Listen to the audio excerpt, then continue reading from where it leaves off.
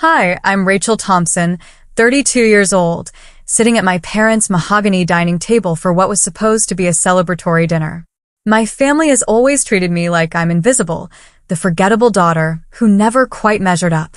She's just a nobody with some office job. My mother Barbara laughed dismissively when my brother's fiancée Jessica asked what I do.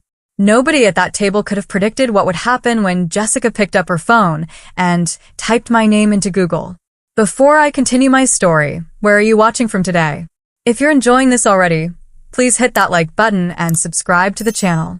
Trust me, you'll want to stick around to see how my family's faces changed when they discovered who I really am. I grew up in Westlake, Ohio, a tidy suburban neighborhood where appearance was everything and status was measured by the size of your home and the colleges your children attended. Our two-story colonial with its pristine lawn and seasonal wreaths on the front door was the perfect setting for the family my mother Barbara wanted everyone to see. Inside those walls, the family dynamic was crystal clear. My mother, with her perfectly highlighted hair and country club membership, orchestrated our lives with precision. Everything revolved around image and achievement. My father Thomas, an accountant at a respected firm, was kind in his quiet way, but ultimately deferred to my mother in all family matters. He was the definition of passive, always choosing peace over confrontation, even when it meant sacrificing my feelings in the process. Then there was my brother Michael, 3 years older, and the undisputed star of our family. From his first Little League home run to his high school valedictorian speech, Michael could do no wrong. His room was a shrine to achievement, gleaming sports trophies, academic medals, and framed acceptance letters. My parents attended every baseball game, every debate tournament, every awards ceremony. They beamed from the front row, taking endless photos and bragging to anyone who would listen. "That's our son," my mother would say, emphasizing our as if Michael were their only child. My earliest memory of disappointment came when I was 8 years old. I had written a short story about a girl who discovered she could talk to animals. My third-grade teacher had given me an A+ and written extraordinary imagination across the top. I ran home, bursting with pride, eager to show my parents. Mom, Dad. "Look what I wrote," I announced, waving my story in the air. My mother glanced at it briefly. "That's nice, Rachel, but we're getting ready for Michael's science fair. Put it on the counter, and we'll look at it later." Later never came. When I found my story days afterward, it was stained with coffee rings, unread and forgotten. This pattern continued throughout my childhood. In 6th grade, when I won a district-wide writing competition, neither of my parents attended the ceremony. Michael had a baseball game the same day. "You understand, don't you, Rachel?" my father said gently. "This is an important game for your brother." I understood perfectly. I was learning my place in the family hierarchy. High school brought more of the same. I joined the school newspaper, eventually becoming editor-in-chief. I won state awards for my editorials and short fiction. My byline appeared in teen magazines and local papers. Each achievement was met with the same lukewarm response from my family. "Writing is a nice hobby, Rachel," my mother would say, "but it's not a real career plan. You should focus on something practical like business or nursing."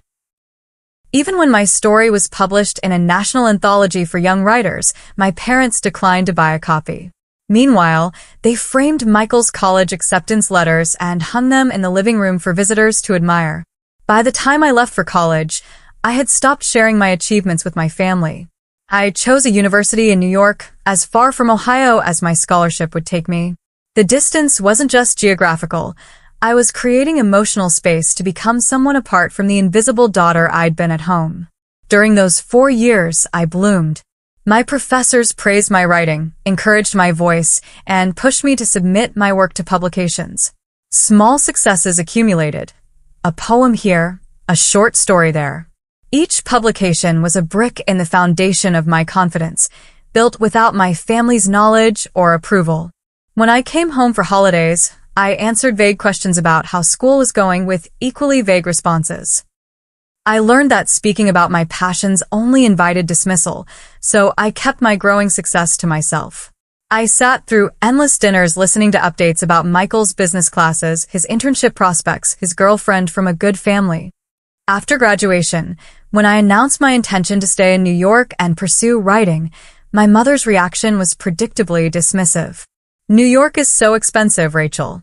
You'll be back home within 6 months when you can't pay rent," she predicted confidently. "Maybe you can get a job at the community college if you want to stay close to books." My father, in his typical fashion, tried to mediate. "What your mother means is that we worry about you. Writing is a tough business.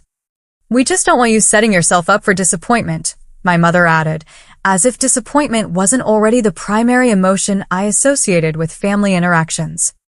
Over the years, as my adult life took shape in New York, I developed 2 separate existences.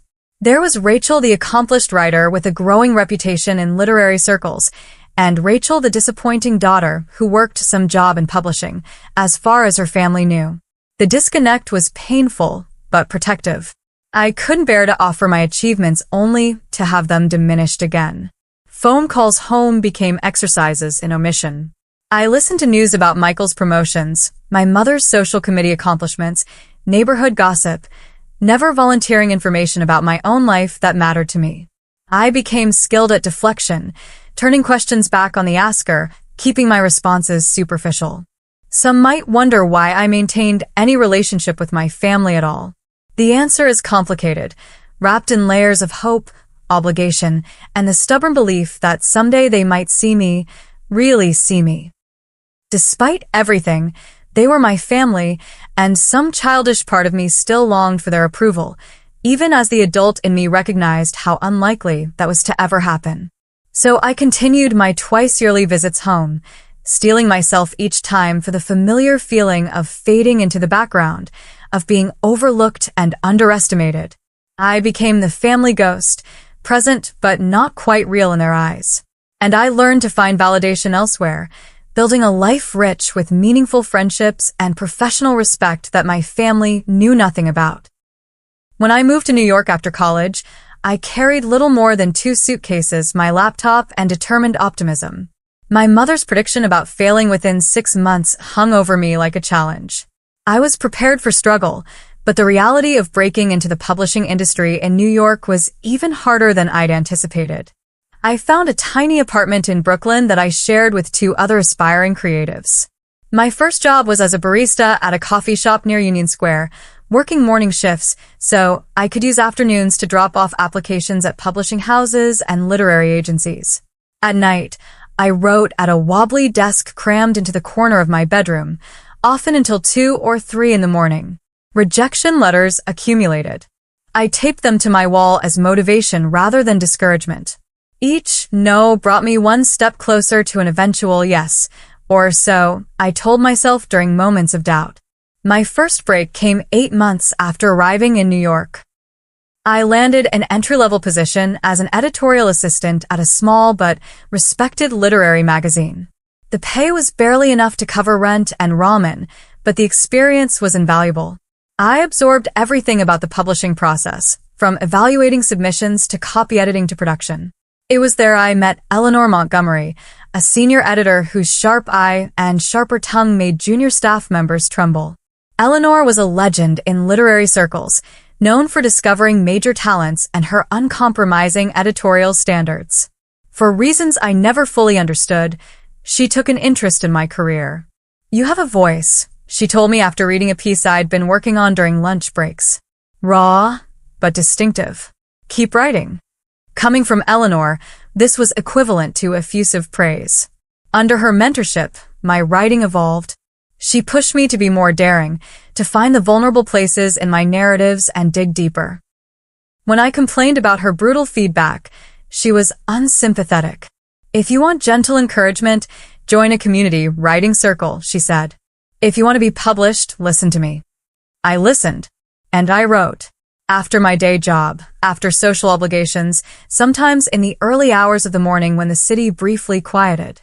I developed a discipline that bordered on obsession. My first published piece in a notable literary journal came 2 years after moving to New York. I still remember staring at my name in print, running my fingers over the letters as if they might disappear. I called no one from my family. Instead, I celebrated with friends who understood what this milestone meant. From there, momentum built gradually. My byline appeared in increasingly prestigious publications.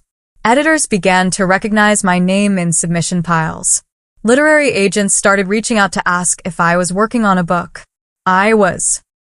My first manuscript, a collection of interconnected short stories examining the invisible threads binding families across generations, took 3 years to complete. When it sold to a respected independent publisher, I felt a validation that no family approval could match. The book, titled Beneath Silent Waters, was published when I was 27. The initial print run was modest, but the critical response exceeded everyone's expectations. The New York Times Book Review called it a stunning debut from a writer of uncommon insight. The New Yorker included me in their Writers to Watch feature. Literary awards followed. For the book tour, I traveled to 12 cities across America and then to London, Paris, and Berlin. In each location, readers approached me with stories about how my writing had touched them, how they saw their own family dynamics reflected in my characters. The irony wasn't lost on me that strangers connected so deeply with work my own family had never read. I chose to publish under Rachel Thompson rather than my full name, Rachel and Davis Thompson, which partially explained why my family might not have stumbled across my work online. It wasn't a conscious decision to hide, more a separation between my writing identity and the daughter who still visited Ohio twice a year. My second book, a novel titled The Weight of Unsaid Things, became what the industry calls a sleeper hit, starting with modest sales that grew steadily through word of mouth until it landed on the bestseller list 8 months after publication. The paperback edition featured quotes from famous authors I'd once studied in college classes. Surreal didn't begin to describe the feeling. By 30, I had an agent, a respected publisher, and the kind of career most writers dream about. My apartment in Brooklyn was no longer shared but my own, with a dedicated office where awards and framed book covers hung on walls. My work was taught in university creative writing programs. I gave guest lectures at Columbia, NYU, and other prestigious institutions. When introduced at literary events, the list of my accomplishments took longer and longer to recite. And yet, when I flew home for Christmas or my mother's birthday, I was still just Rachel, the daughter who had some vague job in publishing. The cognitive dissonance was sometimes overwhelming. "Are you still at that magazine?" my mother would ask vaguely over holiday dinners. "I'm working on different projects now," I'd answer truthfully, but incompletely. "You know, Michael just got another promotion," she'd continue, and the conversation would shift away from me once again. The most recent development in my career came just 3 months before the family dinner that would change everything. My second novel had been optioned for film by an Academy Award-winning producer. I'd been flown to Los Angeles for meetings, put up in a luxury hotel, and treated like my words mattered enormously. The contrast between my professional respect and family invisibility had never been so stark. I sometimes ask myself why I continued to compartmentalize my life, why I didn't simply announce my accomplishments at the next family gathering. The answer was both simple and complex. I was protecting myself. After years of having my passion dismissed, my achievements minimized, I couldn't bear to offer my success only to have it treated as insignificant. The thought of my mother saying, "That's nice, dear," about my film deal made my stomach clench. So I maintained the separation, even as it created a hollow space inside me. In professional settings, I was confident, articulate, praised. In family settings, I reverted to the quiet, overlooked daughter, carefully hiding the life I'd built. "Why do you still go home at all?" My friend Samantha asked me once, after I returned from a particularly difficult Thanksgiving visit. I had no simple answer. There was the complicated love I still felt for my family despite everything. There was hope, however faint, that someday things might change. And there was something else, a conviction that running away completely would mean they had won, had succeeded in making me believe I was truly invisible. So I kept visiting. And I kept succeeding. And the gap between my two lives grew wider with each passing year. Until the night it all collapsed, When my brother brought his new fiancée home to meet the family, and everything I'd built and everything I'd hidden collided in a single Google search. My parents still lived in the same house where I grew up, a fact that made each visit home feel like stepping back in time. As I pulled into the driveway that evening, I noticed fresh flowers planted in the front beds and new curtains in the living room windows. My mother always made special preparations when Michael visited, another small reminder of the family hierarchy. I parked behind an unfamiliar BMW that I assumed belonged to Jessica, my brother's fiancée. This would be our first meeting, and I couldn't help feeling curious about the woman who had captured my brother's heart. Michael had dated many women over the years, but none had made it to the meet the parents stage. The front door opened before I could ring the bell. My father stood there, gray hair neatly combed, wearing what I recognized as his good sweater. "Rachel, you made it," he said, giving me a brief, awkward hug. "Everyone's in the living room." I followed him through the foyer, passing the familiar gallery wall of family photos. I noted that the most recent additions were all of Michael, his graduate school graduation, vacation photos, none featuring me. It was like watching my gradual erasure from family history. In the living room, my mother was laughing at something, the performative laugh she used in social situations. She looked up as I entered, her smile remaining but cooling several degrees. "Rachel, finally. We were about to start without you." She gestured toward the attractive couple on the sofa. "You remember what traffic is like," I said, leaning in for the obligatory cheek kiss. Michael stood, looking genuinely pleased to see me. "Rachel, come meet Jessica." I turned my attention to the woman rising gracefully from the sofa. Jessica was tall and slim with intelligent eyes and a warm smile. She wore simple but obviously expensive clothes that suggested taste and confidence rather than showing off. "I've heard so much about you," Jessica said, extending her hand. "Michael says you live in New York. I love visiting the city."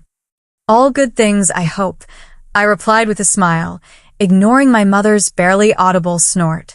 "Shall we move to the dining room?" my mother suggested. "I've had the roast in for hours."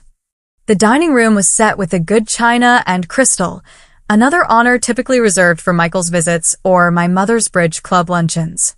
I noted the seating arrangement with a familiar resignation, my father at the head of the table, my mother at the foot, Michael and Jessica on one side, and me alone on the other, furthest from both parents. My mother had outdone herself with the meal.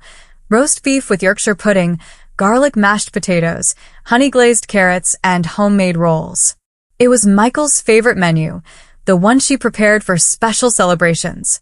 "Jessica, tell us again how you two met," my mother prompted after pouring the wine. "I want Rachel to hear the story." Jessica smiled at Michael before answering. "We met at a charity auction for the Children's Hospital. I was organizing the event, and Michael was there representing his firm. He outbid everyone for a weekend sailing package, even though he'd told me earlier he gets seasick." She laughed.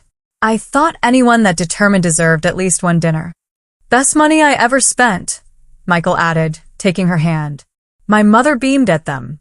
"And Jessica's family is from Shaker Heights," she told me, naming one of the most affluent suburbs of Cleveland. Her father is a cardiothoracic surgeon at Cleveland Clinic. I recognize this as my mother's shorthand for comes from money and good social standing, her highest praise. "What about you, Rachel?" Jessica asked, turning her attention to me. "Michael mentioned you work in publishing in New York. That sounds fascinating." Before I could answer, my mother jumped in. "Rachel does something with books. A small press or magazine, isn't it, dear?"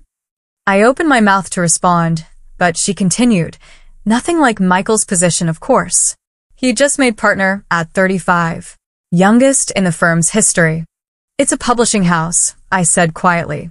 "I work with authors on their books." "That must be so interesting," Jessica persisted. "What kind of books do you work on?" Again, my mother interrupted. "Rachel's always liked to read. Remember that summer you barely left a room, always with your nose in a book?" She laughed and turned to Jessica. "We had to practically force her to go outside and get some sun."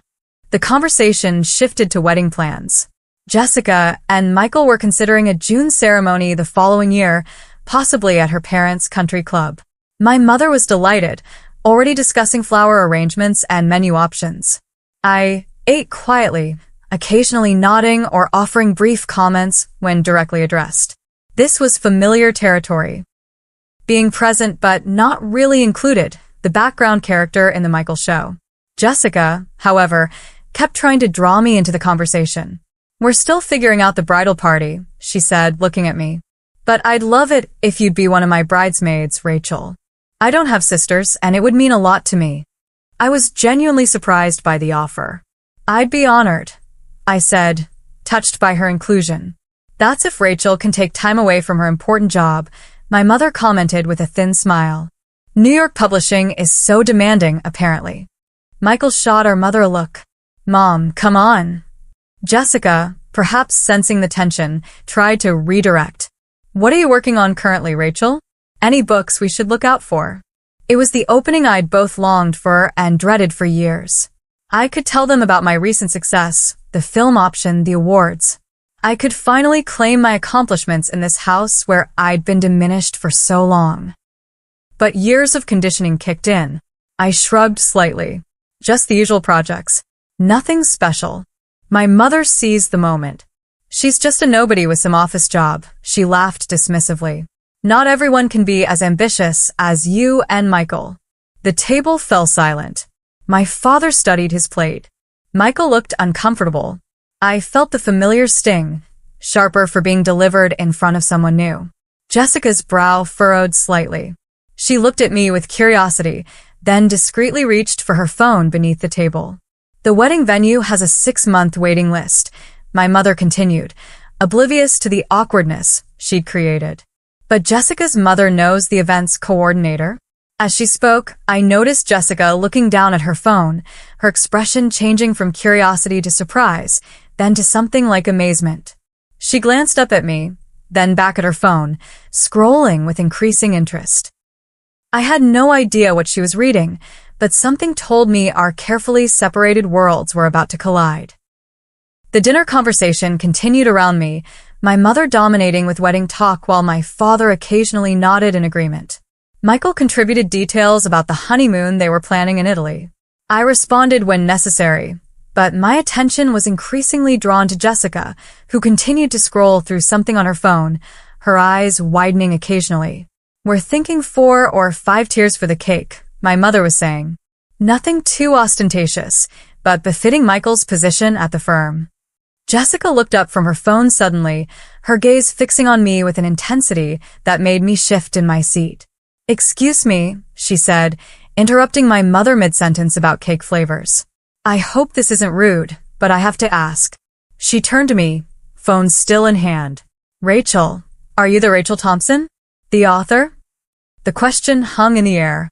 For pairs of eyes turned to me. The silence was deafening. "What are you talking about?" my mother asked, looking confused. Jessica held up her phone, displaying what I recognized as my author page on the Penguin Random House website.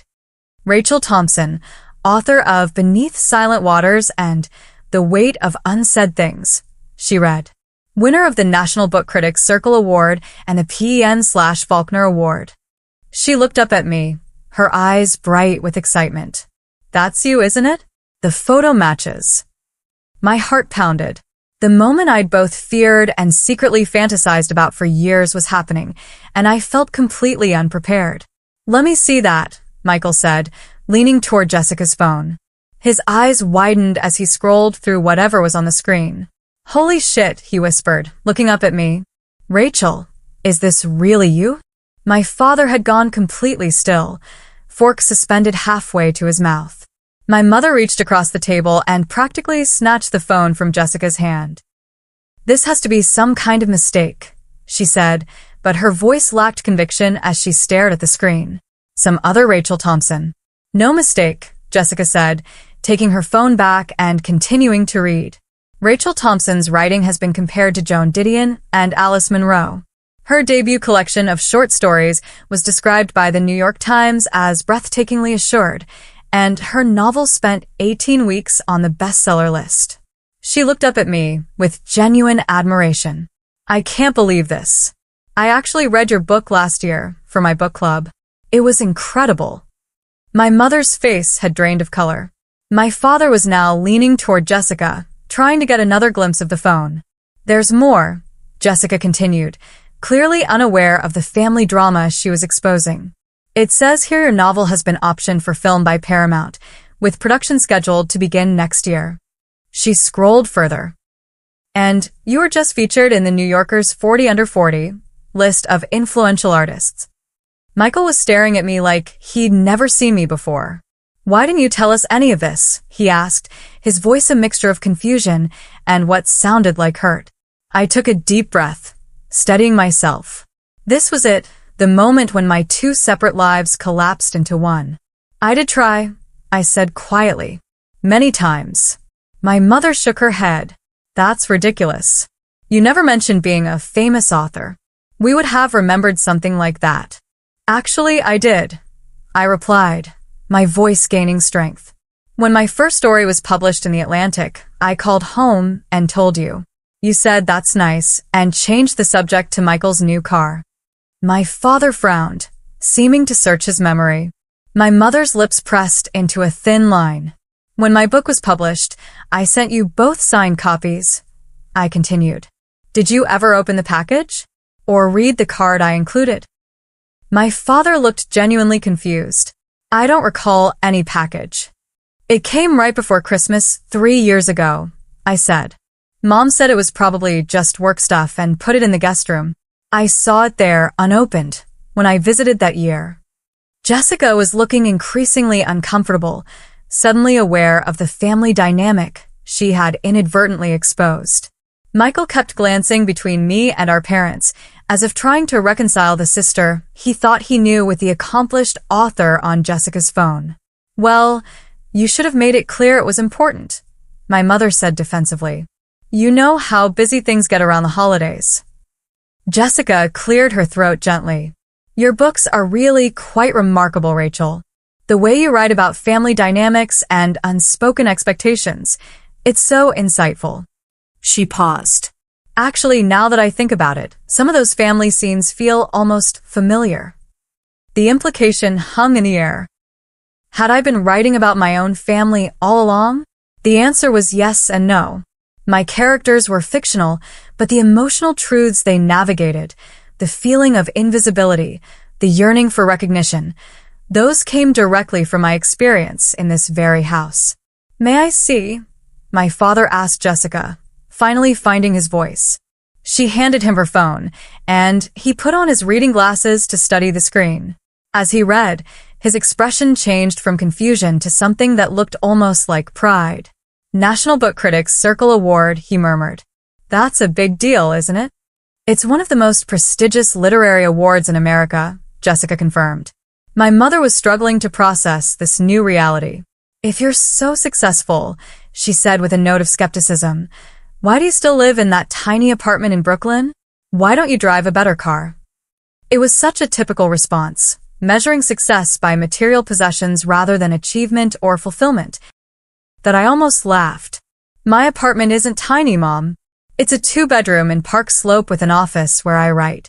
And I take the subway because parking in New York is a nightmare, not because I can't afford a car. There's a whole Wikipedia page, Jessica added, apparently oblivious to the tension as she continued scrolling.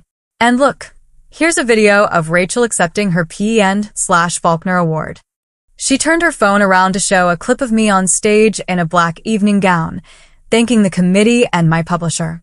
The surreal quality of the moment intensified, my family watching a video of me accepting a major literary award while sitting at the dinner table where I'd been dismissed as just a nobody minutes earlier.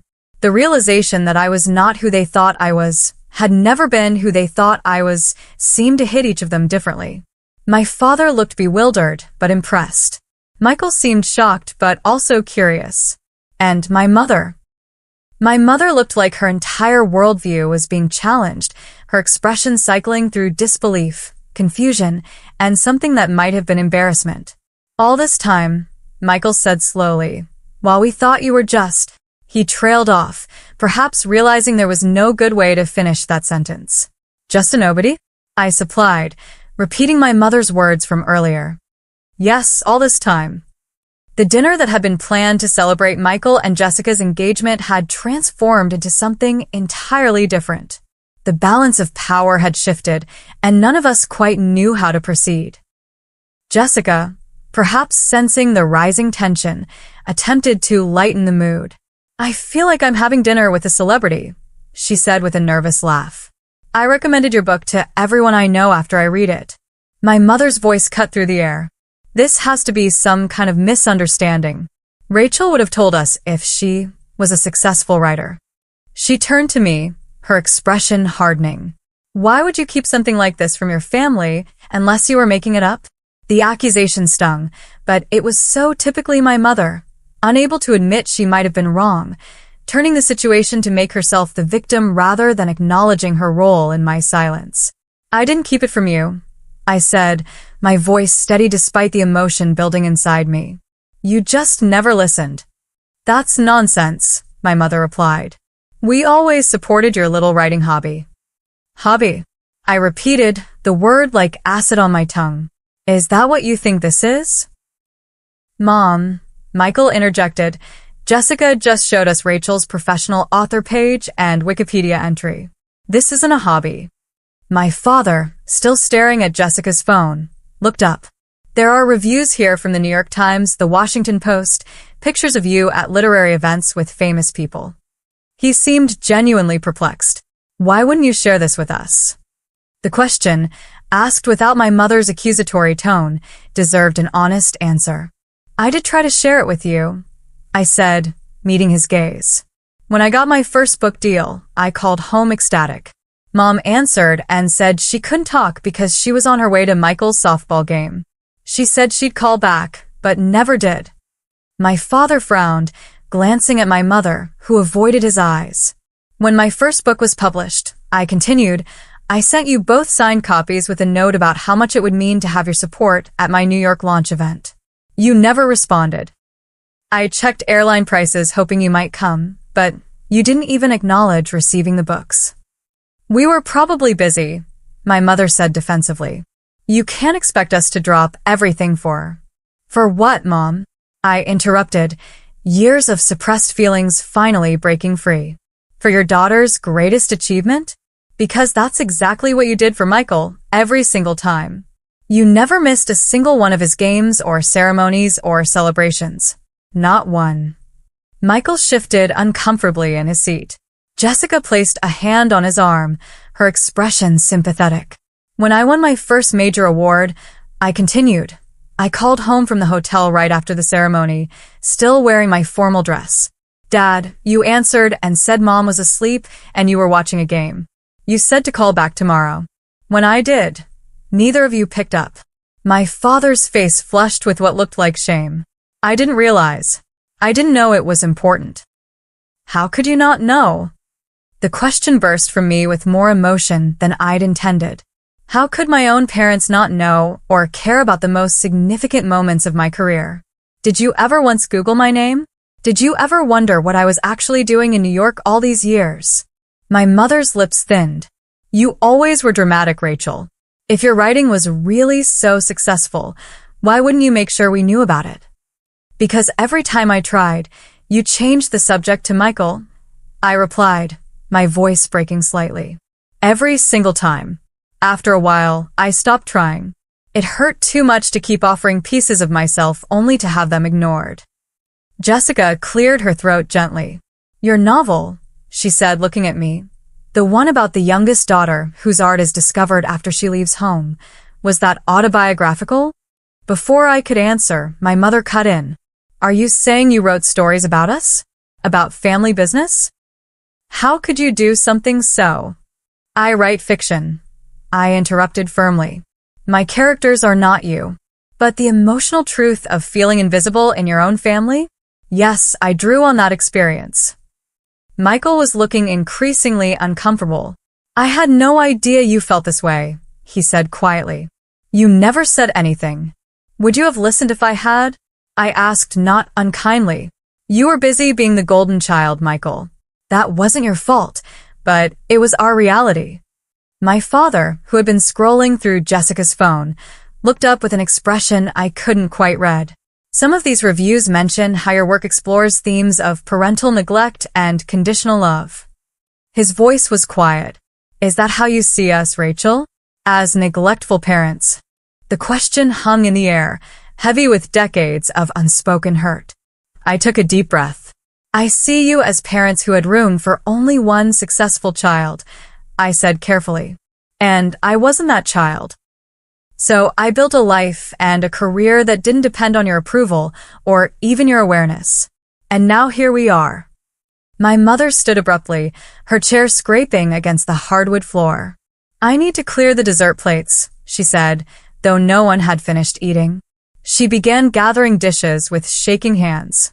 Barbara, sit down, my father said with unusual firmness. This is important.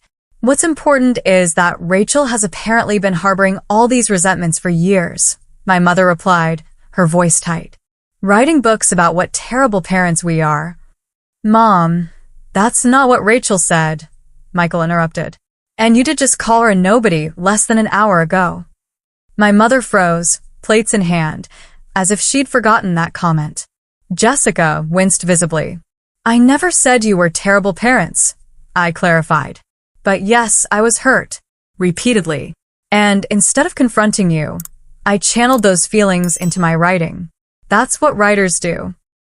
We transform our experiences into stories. Stories that made you famous while making us look bad, my mother said bitterly. No one knows the books are connected to you, I replied. I've never said they were autobiographical. That's your guilt talking, not my words. The room fell silent. My mother remained standing, clutching the plates like a shield. My father looked lost in thought. Michael and Jessica exchanged uncomfortable glances. I considered getting up and leaving. It would be easier than continuing this painful conversation. But something kept me in my seat, perhaps the same stubborn persistence that had kept me writing through years of rejection before my first success. I never wanted to have this conversation, I admitted. But now that we're here, maybe it's time for some honesty. I've built a life I'm proud of, a career that fulfills me. I did it without your support or acknowledgement. That shouldn't diminish your pride in Michael's accomplishments. There was always room for both of us to succeed, even if you couldn't see it. My father removed his glasses and rubbed his eyes. I don't know what to say, Rachel. I'm sorry we missed so much. It was the first genuine apology I'd heard in that house, and it landed like a stone in still water, ripples spreading outward. My mother's defenses seemed to crumble slightly. She set the plates down and sank back into her chair. Why didn't you make us understand? She asked, but the accusatory edge had left her voice. That wasn't my responsibility, I said gently. Parents are supposed to see their children, both of them, not just the one who fits their preferred narrative. Michael reached across the table and touched my hand briefly. I didn't see it either, he said. I'm sorry, Rachel. The acknowledgement from my brother, unexpected and sincere, brought tears to my eyes that I quickly blinked away. Jessica, who had been quiet during the confrontation, spoke up. For what it's worth, she said, your books are beautiful. They've touched so many people. That's a rare gift. In the uncomfortable silence that followed, I realized something had fundamentally changed. The family dynamic, calcified over decades, had cracked open. What would grow in its place remained to be seen, but there was no going back to the way things had been. For better or worse, I was finally visible in my parents' home. The remainder of dinner passed in a strange mixture of tension and revelation. My mother made a half-hearted attempt to serve dessert, a chocolate mousse that sat largely untouched as the conversation continued in fits and starts. Jessica, seemingly determined to normalize the situation, asked thoughtful questions about my writing process and upcoming projects. I answered cautiously at first, then with increasing openness, as I realized her interest was genuine. I'm actually working on a new novel, I admitted, sharing details of my work publicly with my family for the first time.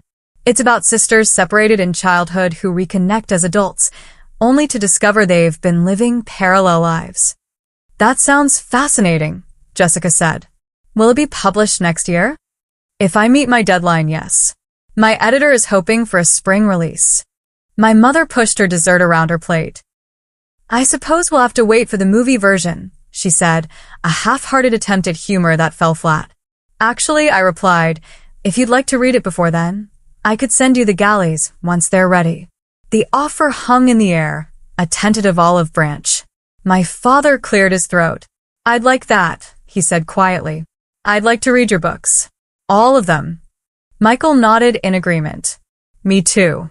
I can't believe my little sister is a famous author and I didn't even know. I'm not exactly famous, I clarified. Literary fiction isn't exactly celebrity status. Your Wikipedia page would disagree, Jessica remarked with a smile. And so would the New York Times. After dessert, we moved to the living room. My mother excused herself to the kitchen, claiming she needed to start on the dishes, though I suspected she needed space to process everything that had happened. Jessica touched Michael's arm. Why don't you help your mom? I'd love to chat with Rachel a bit more about her work. Michael seemed relieved to have a direction and headed to the kitchen. My father mumbled something about checking the score of the Indians' game and disappeared into his den, leaving Jessica and me alone. As soon as they were out of earshot, Jessica turned to me with an apologetic expression. I'm so sorry if I caused problems, she said. I had no idea they didn't know about your career. It's not your fault, I assured her. This has been building for years. It probably needed to happen. Jessica nodded thoughtfully. I recognized your name immediately, she confessed. When Michael mentioned his sister Rachel was a writer in New York, I wondered if it might be you. But when I got here and no one mentioned your books, I thought I must be mistaken. So, the Google search at dinner Was deliberate, she admitted. When your mom made that comment about you being a nobody, I couldn't believe it. I knew I'd read your work. I thought maybe showing them would. She trailed off, looking uncertain. Force them to acknowledge me? I suggested. She nodded, looking slightly embarrassed. Was that terrible of me? I considered the question. No, I finally said. Maybe it needed to come from someone outside the family. They might never have believed me. We were interrupted by Michael's return from the kitchen. He sat beside Jessica, looking at me with new eyes. Mom's upset, he reported. Dad's talking to her in the kitchen now. I'm sorry about that, I said, meaning it. Despite everything, I hadn't wanted to hurt them. Michael shook his head. Don't apologize. I'm the one who should be sorry. I never realized. He paused, struggling with his words. I never saw how they treated you differently. I was so caught up in my own stuff. You were a kid too, Michael, I reminded him. It wasn't your responsibility to fix our parents' behavior. Still, he insisted, I should have noticed. All those award ceremonies and publications you mentioned. I never even asked what you were doing in New York all these years. Not really. Jessica squeezed his hand supportively. The thing is, Michael continued, I always thought you were the lucky one. Mom and Dad were so focused on me, pushing me constantly toward success, monitoring every grade and achievement. You seemed free to do your own thing without all that pressure. I never realized the flip side of that freedom was invisibility. His perception stunned me. All those years I'd envied him the attention and approval, he'd envied me the freedom from scrutiny. It was a perspective I'd never considered. Maybe we can start over, he suggested. As adults. I want to know about your life, Rachel. Your real life, not the sanitized version you've been sharing at holidays. The offer touched me deeply. I'd like that, I said simply. My father appeared in the doorway, looking older than he had at dinner. Your mother needs some time, he said. This has been a lot to process. He sat heavily in his armchair, the same seat he'd occupied throughout my childhood. I've been looking through your author page on my phone, he admitted. The reviews, the awards. I had no idea, Rachel. No idea at all. I know, Dad, I said gently. No, you don't understand, he insisted. We failed you. I failed you. All those times you tried to tell us about your work, and we just didn't hear you. He looked up, his eyes damp. I'm so proud of what you've accomplished. So proud. And I'm ashamed it took a stranger to make me see it. Jessica shifted uncomfortably at being called a stranger, but remained silent. It's not too late, I said, surprising myself with the words. To be interested. To be involved. If you want to be. He nodded firmly. Ido. We do. Your mother too, even if she can't say it yet. The evening ended earlier than planned. The emotional revelations had exhausted everyone. As I prepared to leave, Jessica hugged me warmly. This wasn't the dinner I expected, she said with a rueful smile. But I'm glad I finally got to meet the real Rachel Thompson. I'm a genuine fan of your work. Michael hugged me too, longer than usual. This doesn't fix everything, he said quietly. But it's a start, right? I nodded, unable to trust my voice. My father walked me to the door. Will you come back for Sunday dinner next week? He asked. I'll have read your first book by then. We could talk about it. The invitation, so simple yet so meaningful, brought unexpected tears to my eyes. I'll be there, I promised. My mother remained in the kitchen, not emerging to say goodbye. I understood she needed time, that her worldview had been challenged in a fundamental way. Change wouldn't happen overnight. As I drove back to my hotel, I felt lighter somehow, as if a weight I'd carried for decades had begun to shift. My two separate lives had collided, and while the crash had been painful, perhaps something new and more authentic could emerge from the wreckage. For the first time in years, I allowed myself to hope that my next visit home might be different. That I might finally be seen, fully seen, by the people who had shaped me, for better and worse. It wasn't forgiveness, not yet, but it was a beginning. 3 months after the dinner that changed everything, a package arrived at my Brooklyn apartment. The return address was my parents' home in Ohio. I opened it with curious fingers to find my books, not the copies I'd sent years ago, but new ones, recently purchased. Inside the cover of Beneath Silent Waters was a note in my father's precise handwriting. Rachel, I've read this twice now. The first time to know the story, the second time to hear your voice in it. I'm sorry it took me so long to listen. Your words are beautiful. They matter. You matter. Love, Dad. I traced his handwriting with my fingertip, feeling the indentations on the page. In the 3 months since Jessica had Googled my name at the dinner table, small changes had accumulated like snowflakes, gradually transforming the landscape of my family relationships. My phone rang, interrupting my thoughts. Michael's name appeared on the screen. Hey, did Dad's package arrive? He asked when I answered. Just opened it, I confirmed. It's unexpected. He ordered your books the day after that dinner, Michael said. He's been reading them over and over. Mom too, though she's less vocal about it. Our conversations had changed since that night. We spoke weekly now, longer talks that went beyond surface pleasantries. Michael had become genuinely interested in my life and work, asking thoughtful questions about my writing process and upcoming projects. How's the new book coming, he asked now. Just finished the second draft, I told him. My editor thinks it's the strongest thing I've written. That's great, Rachel. Really great. He paused. Actually, that's partly why I'm calling. Jessica and I were wondering if you'd consider doing a reading at our engagement party next month. From your work, I mean, something that matters to you. The invitation stunned me. Are you sure? It's your celebration. I don't want to take focus from us. Michael laughed. Rachel, my sister, is a celebrated author. I'm proud of that. I want our friends and family to know who you really are, not the version we all pretended you were for so many years. His words touched me deeply. Then yes, I'd be honored. Great. And one more thing. Mom's been rearranging the seating chart for the dinner. She wants you at the main table with us and Jessica's parents. The significance of this wasn't lost on me.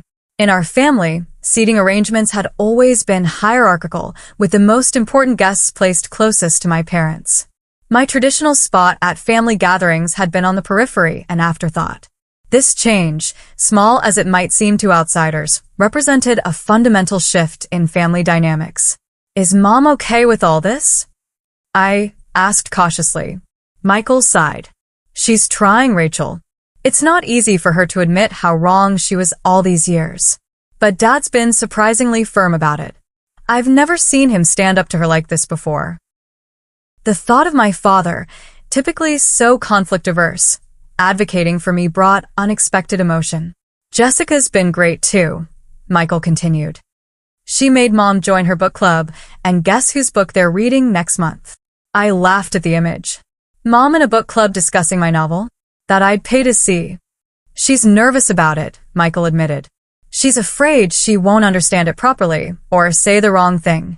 I think she's finally realizing what she missed all these years.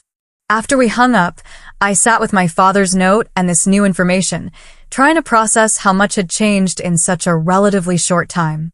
The family pattern established over decades was being rewritten, awkwardly but genuinely.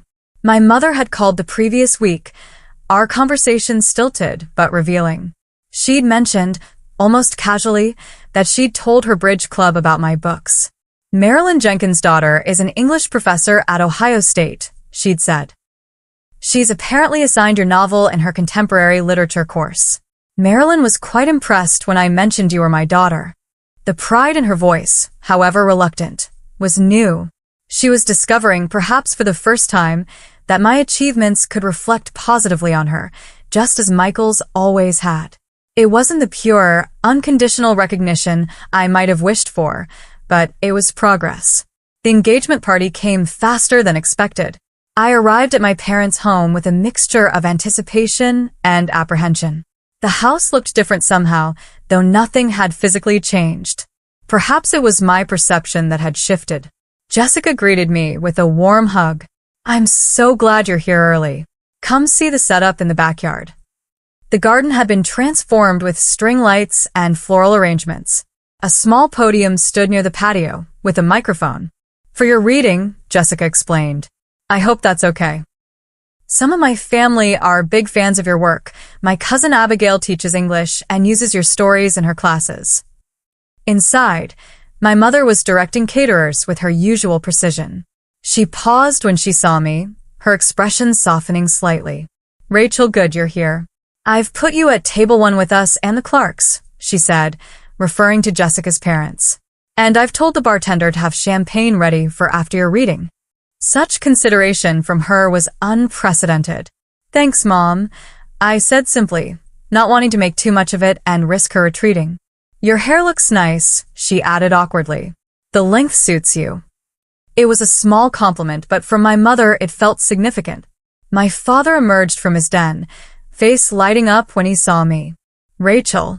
He embraced me with uncharacteristic enthusiasm. I finished your second book last week. The scene where the protagonist confronts her mentor at the awards ceremony, brilliant writing. We talked about the book for several minutes, a surreal experience in this house where my writing had been invisible for so long. My father had always been an avid reader, but now he was reading my words, engaging with my thoughts, seeing me through my work. As guests began to arrive, I observed a subtle but significant change. When my mother introduced me to her friends, she didn't just say, "This is Rachel, our daughter." Instead, she said, "This is Rachel, our daughter, the author." Her books have won several major awards. The pride in her voice, however newfound, was unmistakable. She was learning, late but perhaps not too late, to see me clearly. Michael and Jessica circulated among guests, stopping often to include me in conversations, making sure I wasn't relegated to the background as had been the pattern at family gatherings throughout my life. When it came time for my reading, Jessica's father introduced me with genuine admiration, listing my accomplishments with the respect they deserved. I approached the podium feeling a complex mixture of emotions, vulnerability at sharing my work in this setting, pride in my accomplishments, and lingering traces of the insecure daughter I had been for so long. I had chosen a passage from my second novel, a scene where a character finally finds her voice after years of silence. As I read, I was aware of my parents listening intently, perhaps hearing echoes of our own complicated relationship in the fictional narrative. The applause afterward was enthusiastic. My mother, to my surprise, wiped tears from her eyes. Later, as the party wound down, She approached me where I stood chatting with Jessica's mother. "Your reading was beautiful," she said, her voice uncharacteristically soft. "I never knew you could write like that." "You never asked to know," I replied, not accusingly, but stating a simple truth. She nodded, acknowledging the point. "I'm asking now," she said. "Better late than never?" It was offered as a question, tentative and uncertain. The mother who had always been so confident, so sure of her opinions and judgments, was asking for a second chance. Better late than never, I agreed. Our relationship would never be perfect. Too much water had flowed under that particular bridge. But the current was changing direction, slowly but perceptibly. Where once there had been dismissal and invisibility, there was now recognition, however belated. As I drove back to New York the next day, I reflected on the journey that had brought me to this point. The painful years of being overlooked had fueled my determination to succeed, to create work that demanded attention. The irony wasn't lost on me that my family's failure to see me had ultimately made me more visible to the world. I had never written for their approval or recognition. I had written because I had to, because the stories inside me demanded release. Yet there was an undeniable satisfaction in finally being seen by the people who had shaped me, for better and worse. My phone dinged with a text from Michael. "Dad just ordered your books for his whole golf club. Mom's horrified about the inappropriate language they'll all read. Progress comes in strange forms." I laughed out loud in my empty car. Progress indeed. The invisible daughter had finally been seen. The nobody had become somebody, not because a Google search had revealed my accomplishments, but because I had persisted in believing my voice mattered, even when those who should have heard it first didn't listen. That persistence, more than any award or recognition, was the true measure of my success. So what about you? Have you ever been underestimated by family or friends? How did you respond when they finally recognized your achievements? I'd love to hear your experiences in the comments below. Also, if you enjoyed this story, please hit that like button and subscribe to our channel for more real-life experiences. Don't forget to share this video with someone who might need a reminder that being overlooked doesn't define your worth. Thank you so much for listening, and remember, sometimes the people who see you clearly are the ones you least expect. Your voice matters always.